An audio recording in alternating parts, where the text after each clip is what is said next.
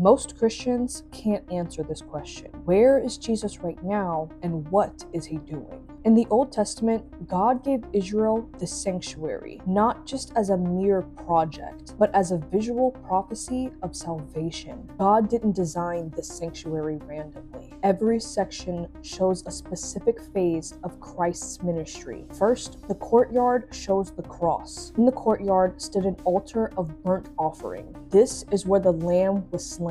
No blood was shed inside the sanctuary. It all happened outside. Hebrews states that Jesus suffered outside the gate. Second, the holy place shows daily intercession. After the lamb was slain, the priest carried the blood into the sanctuary. Inside the holy place were three things: the lampstand, light representing Christ as the light of the world; the table of showbread, Christ as the bread of life; and the altar of incense, prayers rising to God. Revelation shows Jesus among the lampstands. Hebrews says he is our high priest. This shows salvation is not just but for a moment. It's relationship maintained by Christ's intercession. Thirdly, we have the most holy place, which shows final judgment and cleansing. Only once a year did the high priest enter into there, on the Day of Atonement. Inside was the Ark of the Covenant, containing God's law.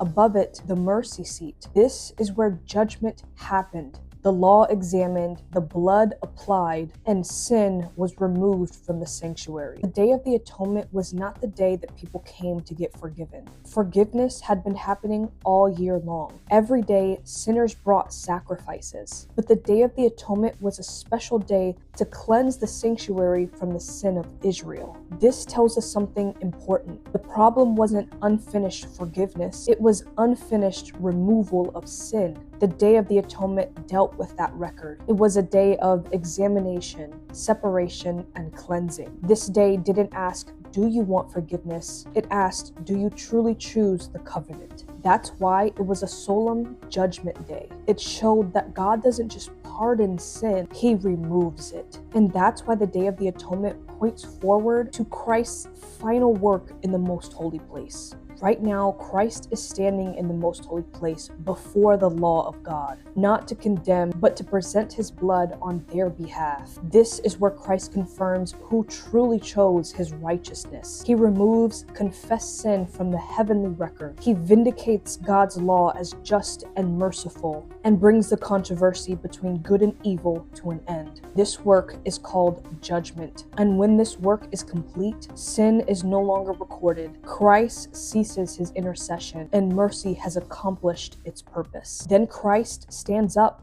not as a priest, but as a king and deliverer. The final cleansing is not just of people, it's of the sanctuary, the records, and the universe itself. Christ's final work is not bad news. It's the moment salvation becomes permanent.